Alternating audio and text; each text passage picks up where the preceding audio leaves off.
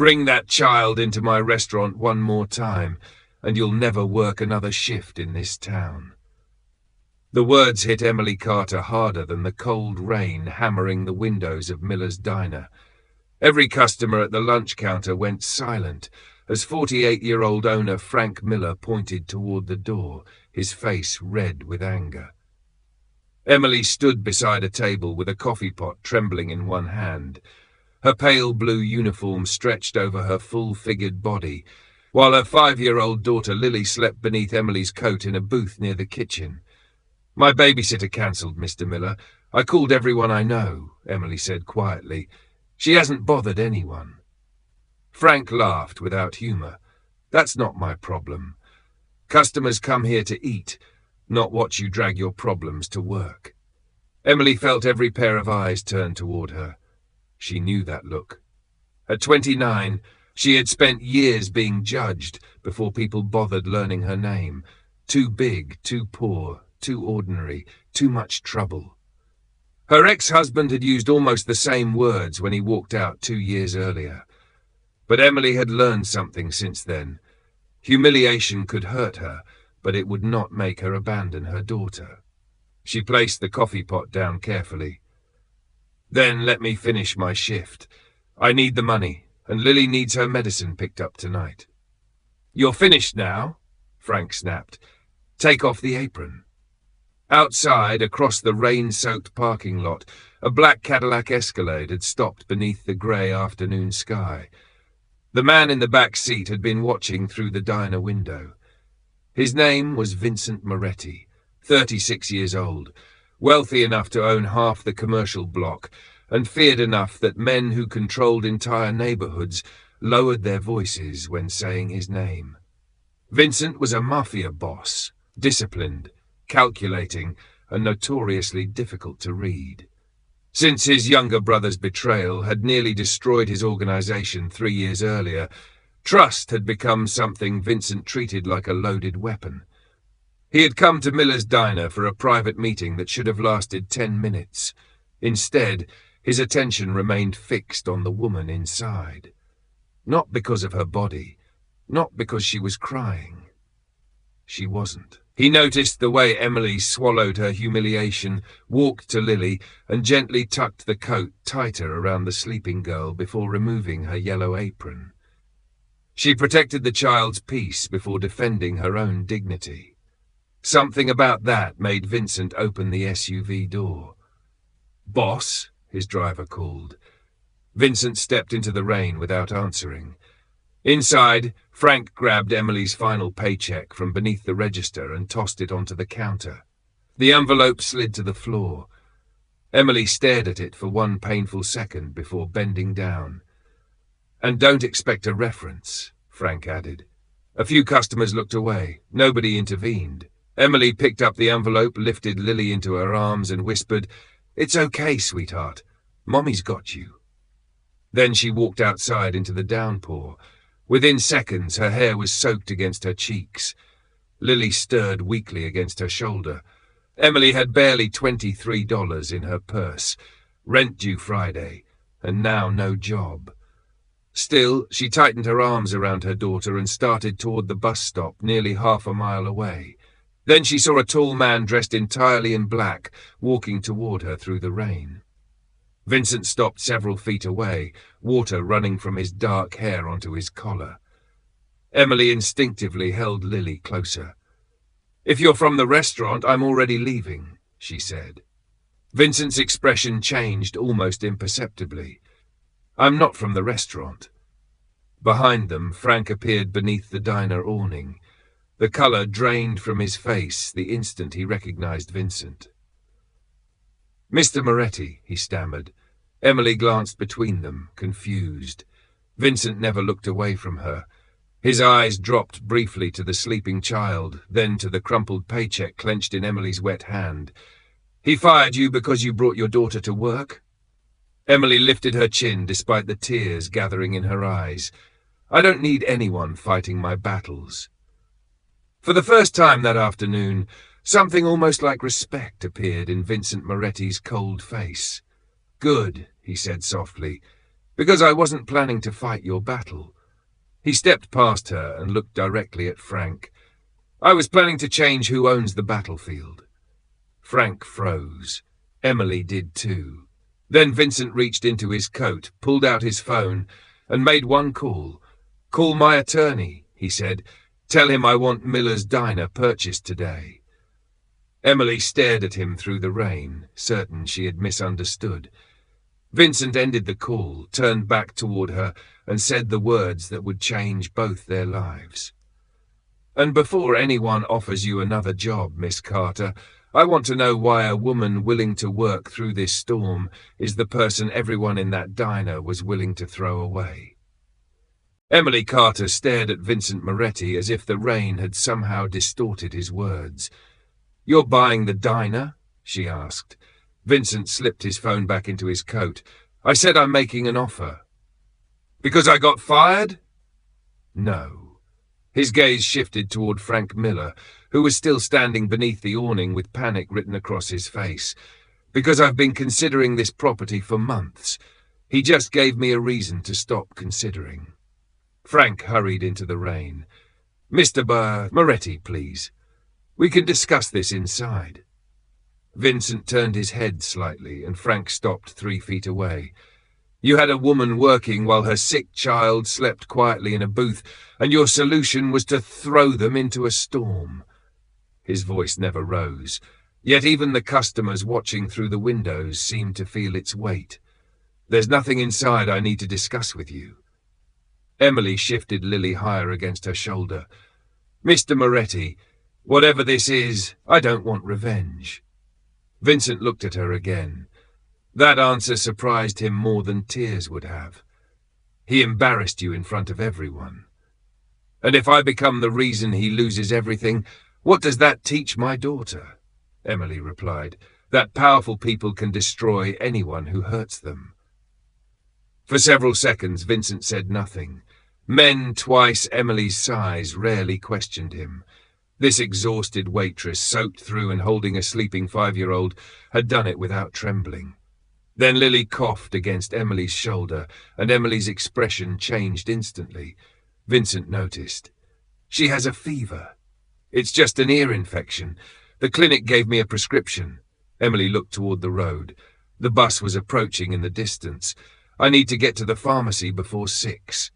Vincent glanced at the rain, then at the child. "My car is 20 feet away." "I appreciate it, but no." "You'd rather walk half a mile carrying 40 pounds? "I'd rather know who I'm getting into a car with." That stopped him. Then, unexpectedly, Vincent nodded. "Smart." He took out his wallet, removed a plain business card, and handed it to her instead of touching her arm or trying to guide her. "Vincent Moretti. Moretti Holdings. Look it up if you need to. You choose." Emily studied the card. The name meant nothing to her, but Frank's terrified face certainly did. Before she could answer, Lily opened her eyes. "Mommy?" "I'm here, baby." "My backpack." Emily froze. She turned toward the diner. In the shock of being fired, she had left Lily's small pink backpack beneath the booth. "Stay here," Emily whispered, lowering Lily beneath the awning. "I'll be 30 seconds. But when Emily stepped toward the entrance, Frank blocked the doorway. "Employees only. My daughter's medicine instructions are in that bag. Not my problem anymore." Vincent's jaw tightened. He started forward, but Emily raised one hand. "Please." She looked directly at Frank. "You can hate me. You can fire me. But don't punish a 5-year-old because you're angry at her mother."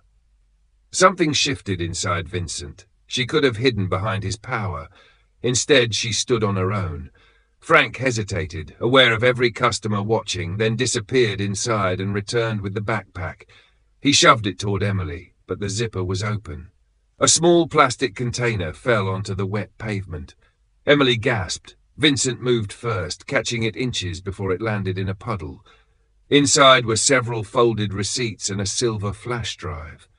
Frank's face changed instantly. Vincent noticed. So did Emily. "What is that?" Vincent asked. "I don't know," Emily said. "That isn't mine." Frank lunged for it. Vincent stepped between them. The movement was calm, almost casual, but Frank stopped immediately. "Why are you so interested in something that doesn't belong to you?" Vincent asked. Frank's mouth opened, but no answer came. Vincent examined the drive, then the receipts visible through the container. One bore the name of a shipping company he recognized, a company connected to a rival crew that had been quietly stealing from his businesses for 6 months. His expression hardened. "Where did you get this, Emily?" "I told you, I've never seen it before." "I believe you." The speed of his answer startled her. Vincent looked toward the diner's security camera above the entrance. "Someone put it in your daughter's bag." Emily pulled Lily close again. "Why?" Vincent's eyes moved to Frank. For the first time, the diner owner looked less like an angry employer and more like a frightened man hiding something. Vincent handed Emily the container, but kept his fingers around the flash drive. "You wanted to know who you were getting into a car with," he said quietly. "Now I need you to understand something first. Whoever planted this may think you saw something you weren't supposed to see." Emily's face went pale. "I'm just a waitress." Vincent stepped closer, placing himself between her and the diner windows. "Not anymore. Until I know who put that drive in your daughter's backpack, neither of you is walking anywhere alone." Then Frank's phone rang. He looked at the screen, and all the blood drained from his face. Emily saw the caller name before he turned it away. Moretti Shipping. Vincent saw it too. And suddenly, buying the diner was no longer the most shocking thing he planned to do that afternoon. Frank Miller declined the call, but Vincent Moretti had already seen enough. "Who at Moretti Shipping is calling you?" His voice was quiet, which somehow made Frank look even more frightened. "Nobody. Wrong number." Vincent held out his hand. "Then you won't mind showing me." Frank backed toward the diner door. "This is my property, Moretti. You don't get to interrogate me." Emily tightened her arms around Lily as the little girl shivered against her chest. 5 minutes earlier, Emily's biggest fear had been losing her paycheck. Now a mysterious flash drive had appeared in her daughter's backpack, and the man who had fired her was visibly terrified of whoever had called him. "Vincent," Emily said, and it was the first time she had used his first name. His attention immediately shifted to her. "My daughter needs her medicine." The hardness in his face softened by a fraction. "You're right." He looked toward his driver. "Daniel, bring the SUV." Frank suddenly reached for Emily's backpack. "That drive belongs to me." Emily jerked it away. Vincent stepped between them so quickly, Frank nearly collided with his chest. "You fired her," Vincent said. "You threw her into the rain. Now you're trying to take something from her child. Choose your next move carefully." Frank lowered his hand. 30 seconds later, Vincent opened the rear door of the Escalade himself. He didn't order Emily inside. He simply held the door while she looked at Lily, then at the rain, and made her own decision. "Pharmacy only," Emily said. "Pharmacy only," Vincent agreed. During the short drive, Lily slept with her head in Emily's lap while Vincent sat across from them, studying the flash drive inside a clear evidence pouch Daniel had retrieved from the glove compartment. Emily noticed a tiny red stain near its edge. "Wait!" Vincent looked up. "What?" "That's strawberry syrup." She pointed toward the stain. "We use it for milkshakes. Lily spilled one near booth 6 yesterday." Vincent's eyes sharpened. "Where was her backpack?" "Under booth 6. "Who sat there?" Emily frowned, searching her memory. "Frank usually keeps that booth empty after 4, but yesterday 2 men came in around 5:30. They didn't order food. Frank brought them coffee himself. Would you recognize them? One of them had a scar behind his left ear." Vincent went completely still. Emily noticed. "You know him?" Before he could answer, Daniel glanced into the rearview mirror. "Boss, we've got company." A dark sedan had followed them through 3 turns. Vincent's entire posture changed. He calmly reached across and lowered the shade beside Lily's window. "Emily, keep her down." Her breath caught. What's happening? I don't know yet. The sedan accelerated. Daniel turned sharply into the pharmacy parking lot, stopping near the brightly lit entrance where several people were coming and going. The other car slowed, then continued past. Vincent watched its license plate disappear into traffic. Was that because of the drive? Emily whispered. Possibly. Then take it. I don't want it. It stopped being about the drive when someone put it beside your daughter. Vincent's phone buzzed. A message appeared from his security chief, scar behind left ear, Anthony Russo. Former Moretti shipping supervisor, fired 6 months ago, suspected of working with Marco Bellini. Vincent's expression hardened. Marco Bellini was not merely a competitor. He was the one man Vincent believed capable of turning theft into war. Emily saw the change in his face. Tell me the truth. Vincent hesitated. Trust had nearly destroyed him once.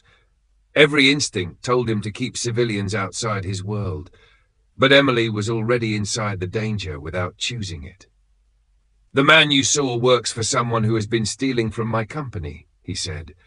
That drive may contain proof. Emily stared at him. So Frank planted it on me? Maybe. Or someone planted it there because they knew Frank would fire you before anyone searched the diner.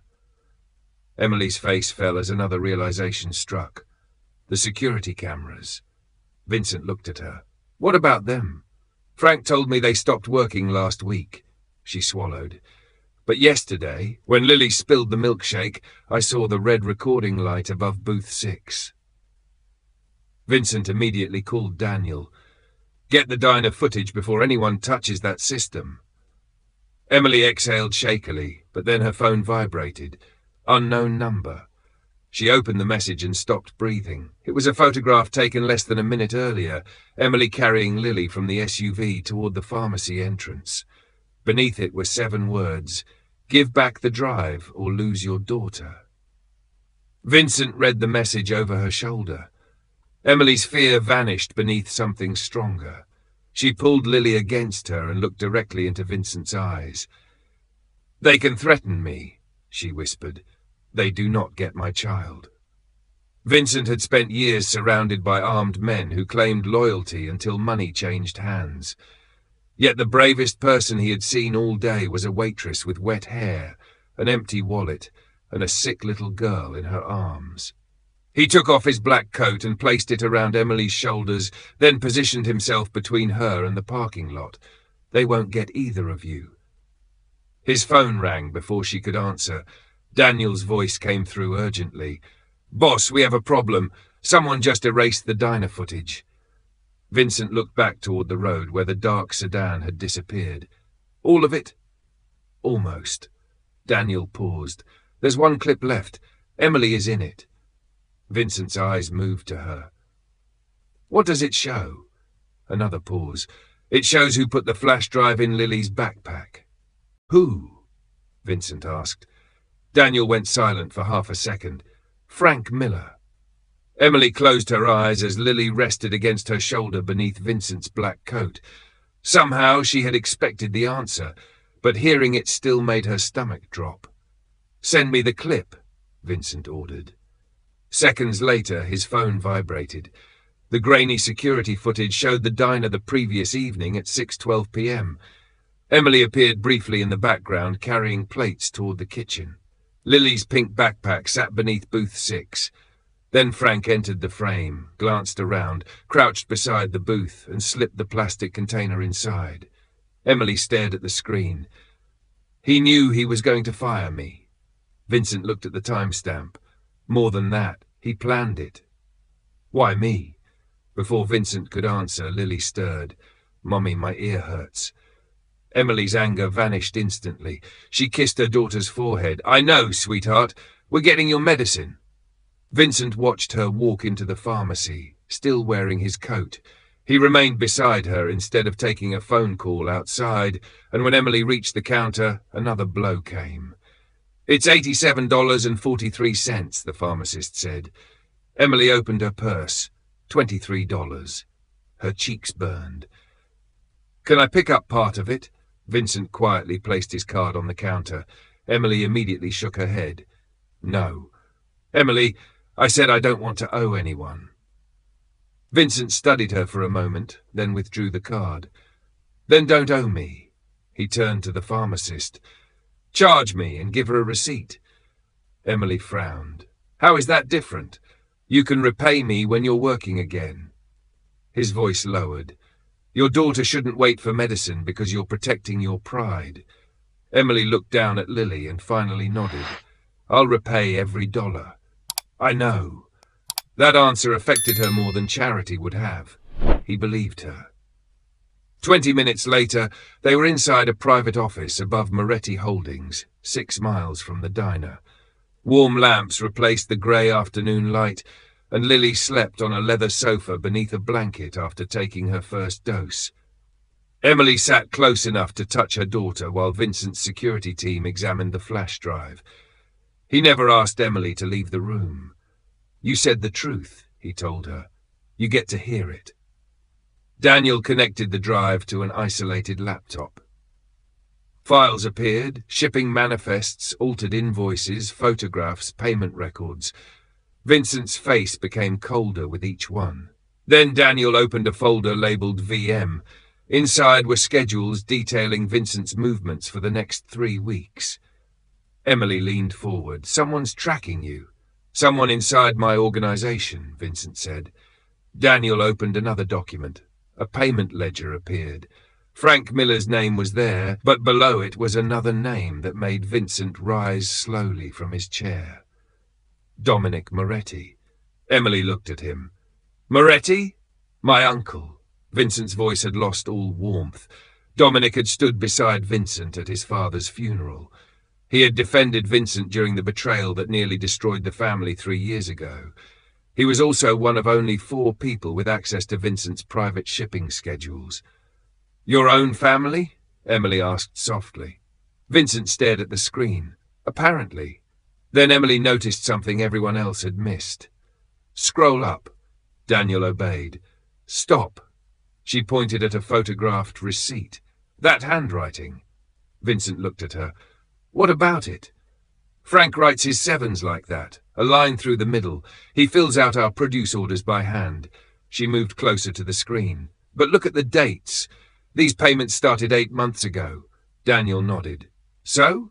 Emily's eyes widened. Frank only bought the diner 7 months ago. The room went silent. Vincent understood first. Then someone used Frank's name before Frank owned the restaurant. Daniel searched deeper. A scanned property document appeared.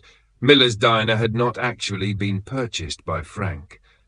The buyer was a shell company. Its registered representative was Dominic Moretti.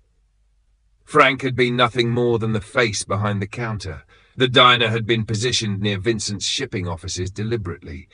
Emily whispered, I wasn't fired because Lily was there. Vincent looked toward the sleeping child.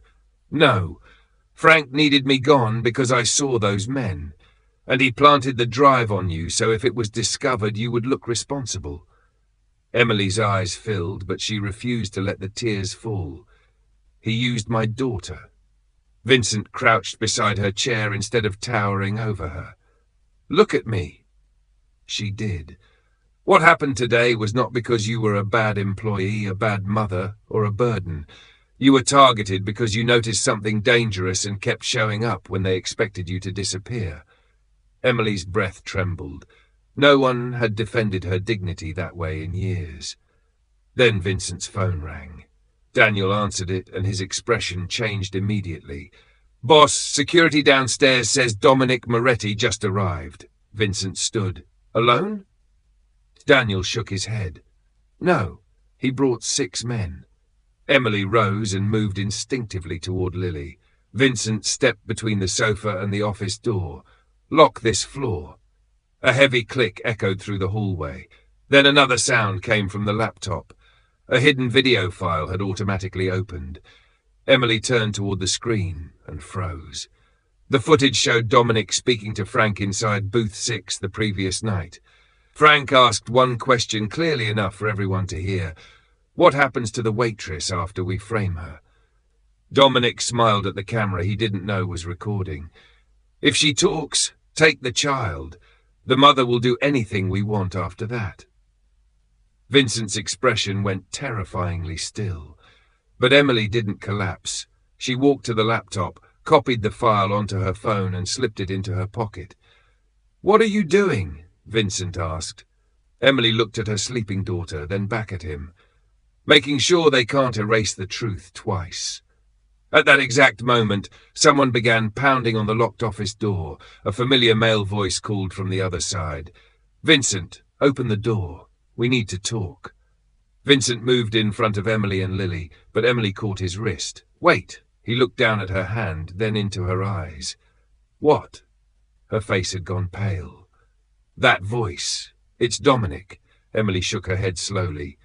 "No, I heard him before yesterday." Vincent frowned. Emily swallowed. "He was the man who came to the diner the night your brother was betrayed 3 years ago." Vincent's eyes locked on Emily. "You're certain?" The pounding on the office door stopped, leaving a silence more threatening than the noise. Emily kept one hand on Lily's blanket and forced herself to remember. 3 years ago, I worked the night shift at another diner near the freight yards. I didn't know your family. I didn't know anything about your world. But that voice, I heard it arguing in the parking lot." Vincent's expression hardened. "What did he say?" "He told someone. The younger brother takes the blame. Vincent never looks at family." The words struck deeper than Emily understood. For 3 years, Vincent had believed his younger brother, Michael, had sold information to an enemy. Michael disappeared before Vincent could confront him, leaving behind a wound that had turned Vincent colder, more suspicious, more alone. Now the betrayal suddenly had another shape. Dominic's voice came through the door. "Vincent, whatever that waitress told you, she's lying." Emily flinched. Vincent noticed and stepped closer, placing himself between her and the door. "Interesting," he called back. "I never told you there was a waitress in here." Silence. Daniel looked at Vincent. That mistake was enough. Vincent motioned toward the security monitor. Dominic's 6 men waited in the hallway, but Moretti's security had already sealed the elevators and stairwell. Vincent could have ordered his men to drag Dominic away. Instead, he looked at Emily. "You copied the video?" "Yes." "Good. We do this where he can't bury it." 10 minutes later, the confrontation moved downstairs to the glass-walled conference room, where senior managers, security officers, and 2 attorneys had been summoned. Emily entered carrying Lily, who was awake now but sleepy from the medicine. Every instinct told Emily she did not belong among polished tables, expensive suits, and powerful men. Vincent seemed to read that fear. He pulled out the chair beside his own. "Sit here." Dominic laughed from across the room. "You're risking your family over a fired waitress?" Vincent didn't even look at him. He helped Emily settle Lily against her shoulder, then finally raised his eyes. "Use her name." Dominic's smile faded. "Excuse me?" "Her name is Emily Carter." Vincent's voice remained calm. "If you speak about her again, use it with respect." Emily looked at him, stunned. Dominic slammed a folder onto the table. "That woman stole company records. Frank found the drive in her daughter's bag." "That's your story?" Vincent asked. "It's the truth." Emily stood before fear could silence her. "Then explain this." She connected her phone to the conference room display. The surviving diner footage filled the wall. Frank crouching beside booth 6, placing the container inside Lily's backpack. Murmurs spread through the room. Dominic's confidence cracked. Fabricated. Emily played the second clip. Dominic's own face appeared. Then his recorded voice filled the room. "If she talks, take the child." Lily buried her face against Emily's neck. Vincent's hand tightened against the table, but he remained controlled. Dominic looked toward the door. His men moved. So did Vincent's security. "Nobody leaves," Daniel ordered. Dominic's face twisted. "You think this proves anything? She's nobody. A waitress who couldn't even keep her own child out of work." Emily's cheeks burned, but this time she did not lower her eyes. I brought my daughter because my sitter cancelled and I had $23 left until payday, she said. I still showed up. I served every table. I cleaned every booth. And when I accidentally saw something you wanted hidden, you decided being poor would make me easy to blame. She stepped closer to the table. You were wrong. Vincent looked at her with something deeper than protection now. Respect. Dominic suddenly reached inside his jacket. Security reacted instantly, but Emily saw where his eyes went first. Not toward Vincent, but toward Lily. "Vincent!" she shouted.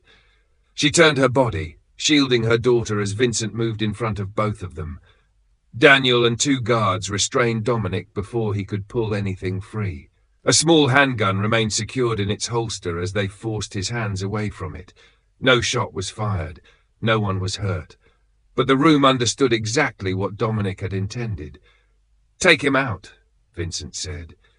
Dominic struggled against the guards. "You choose her, and every alliance your father built will question you." Vincent walked toward him. "No, they'll question you." Daniel placed another document on the screen. The financial records from the flash drive linking Dominic to the stolen shipments, the shell company behind Miller's Diner, and payments to Frank. Vincent turned to his attorneys. "Send everything to law enforcement. Every ledger, every recording, every—" I stared at him. "You'd expose family business? You threatened a child." Vincent's voice dropped. "You stopped being family." As Dominic was escorted away, Emily finally released the breath she had been holding. Then Lily whispered, "Mommy, I'm scared." Emily's strength cracked. She hugged her daughter, tears slipping down her cheeks. Vincent approached slowly, stopping close enough to help, but far enough to let Emily choose. She looked at him, and for the first time she didn't step away. Vincent gently placed a hand against her shoulder. "It's over." But Daniel's phone rang. His expression changed as he answered. "Boss." Vincent turned. "What?" Daniel looked directly at Emily. "Frank Miller is gone." Emily went still. "Gone where?" Daniel swallowed. "He emptied the diner safe and disappeared 10 minutes ago." Then Emily's phone vibrated. A photograph appeared on the screen, the front door of her apartment building taken from across the street. Beneath it was a message from Frank. "You ruined everything. Come alone before midnight, or I burn the only evidence that can clear Vincent's brother." Emily slowly lifted her eyes to Vincent. He had spent 3 years believing his brother betrayed him. Now the truth might be less than 6 hours away. "I'm going," Emily said. Vincent's face hardened. "Absolutely not." She held his gaze. "He targeted me because he thought I was weak. Let him keep thinking that." Vincent stared at the woman everyone else had underestimated. Then he understood what she was asking, not to be rescued, to stand beside him. And this time, he would have to decide whether protecting Emily meant keeping her away from danger, or trusting her enough to face it together. "You're not going alone," Vincent said. Emily expected an order. Instead, he pulled out the chair beside her and lowered his voice. "But if you're determined to do this, we do it your way, and you can change your mind at any moment."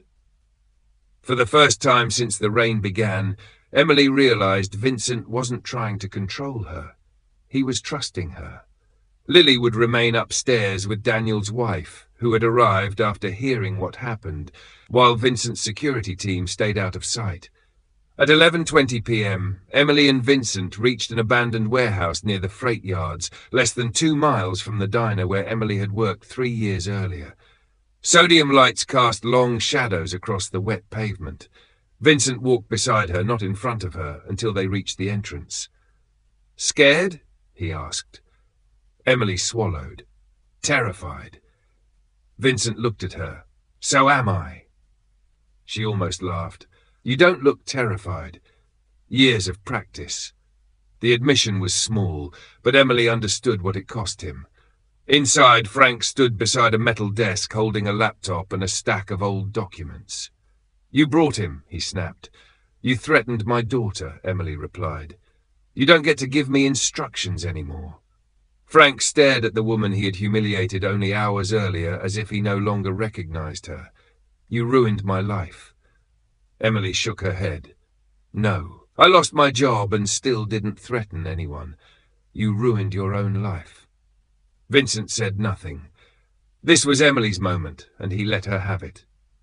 Frank grabbed the laptop. "One click and everything about Michael Moretti disappears." "Then why haven't you deleted it already?" Emily asked. Frank froze. She stepped closer. "Because it's your last bargaining chip, which means you need Vincent to believe you still have the only copy." Vincent's eyes sharpened. Emily had understood before he had. Frank glanced toward a security camera mounted above the loading bay. That single glance was enough. Vincent followed it to a small network recorder hidden behind a beam. "Automatic backup," he said. Frank ran for it, but Vincent's security team entered from both sides of the warehouse. Within seconds, Frank was stopped without anyone being hurt. Daniel recovered the recorder, and the files inside confirmed everything. Dominic had orchestrated the theft operation, framed Michael Moretti 3 years earlier, and used Frank's businesses to hide payments. Vincent stared at the evidence in silence. For years, anger had been easier than grief. Now he knew his brother had not betrayed him. "Can you find Michael?" Emily asked. Vincent looked at her. "I'm going to try." She touched his hand. It was the first time she had reached for him without fear. "Then start there." By sunrise, the evidence had been turned over to the proper authorities, and Frank and Dominic faced the consequences of what they had done. But Vincent kept one promise separate from revenge. He did not destroy Miller's diner. He bought it. 3 weeks later, Emily stood beneath its newly restored sign while morning sunlight filled the windows that had once framed her humiliation. "I'm not accepting a diner as a gift," she warned. Vincent almost smiled. "Good. I wasn't offering one." He handed her a folder. Inside was an employment contract making Emily the diner's general manager, with full benefits, dependable hours, and enough authority to build the kind of workplace she wished she had been given. "You said I could repay the pharmacy bill when I was working again," she said. Vincent nodded solemnly. "I remember." Emily pulled $87.43 from her purse and placed it in his hand. Vincent stared at the money, then laughed. A quiet, genuine sound Emily suspected few people ever heard. Debt settled. Lily ran from the doorway and wrapped both arms around her mother. Emily lifted her, no longer ashamed to be seen as a working mother who sometimes needed help. The diner staff knew her name now. Customers respected her, and when someone asked Vincent why he had trusted a waitress with an entire restaurant, his answer was simple. Because when everyone else was protecting themselves, she protected her child, her dignity, and the truth. Months later, Michael was located alive and rebuilding his life far from the criminal world, and Vincent began repairing a relationship he had believed was lost forever. He also started changing his own life, distancing his legitimate businesses from the darkness that had defined his family for generations. Emily never tried to turn him into another man. She simply reminded him that power meant more when it created safety instead of fear.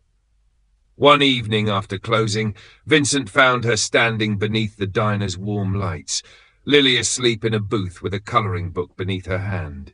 He removed his coat and placed it gently around Emily's shoulders, just as he had done in the pharmacy parking lot.